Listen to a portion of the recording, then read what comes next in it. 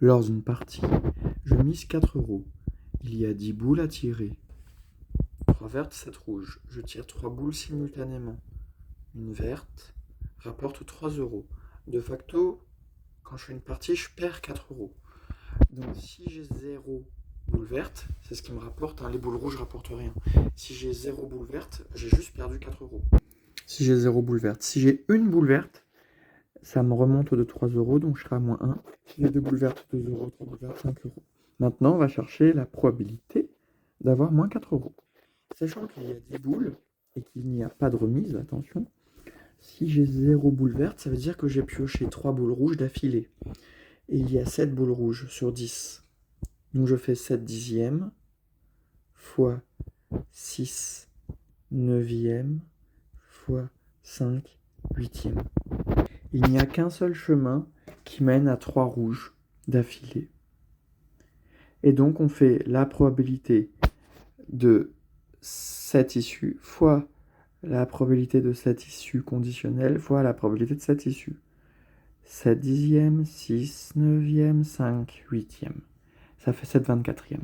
Ensuite, quelle est la chance d'avoir une boule verte, sachant qu'il y a plusieurs combinaisons possibles. On peut avoir vert, rouge, rouge, ou rouge, vert, rouge, ou rouge, rouge, vert.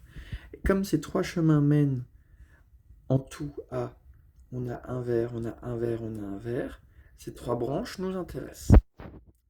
Et donc, il faut additionner ces 9 multiplications. Je vous montre. On a une boule verte, donc ça fait 3 sur 10. Ensuite, on a 7 boules rouges, 7 sur 9, parce qu'on a perdu une boule. Fois, il reste 6 boules rouges, 6 sur 8. Plus, là on repart à 0, donc 7 boules rouges sur 10, fois 3 boules vertes, donc 3 sur 9, on perd une boule sur 10 avant, fois, il reste 6 boules rouges, 6 sur 8, plus, truc fois truc fois truc, vous avez compris? Et ça fait. Et en fait, vous voyez que ça fait à chaque fois aussi grand chaque branche. Donc 0,175 fois 3. Ensuite, si on est malinx, on va calculer pour 5 €. On veut 3 boules vertes, il y a un seul chemin. Bah oui, il y a 3 boules vertes sur 10, donc 3 dixièmes, fois 2 dixièmes, 2 neuvièmes, on perd une boule verte, fois 1 huitième. Et ça fait 1 sur 120. Comment on trouve ici? Bah on fait... Les probabilités vont jusqu'à 1, puisqu'on a des nombres à virgule, 0 quelque chose, 0 quelque chose, 0, et 0 quelque chose, ça fait 1. Calculons pour 2 €.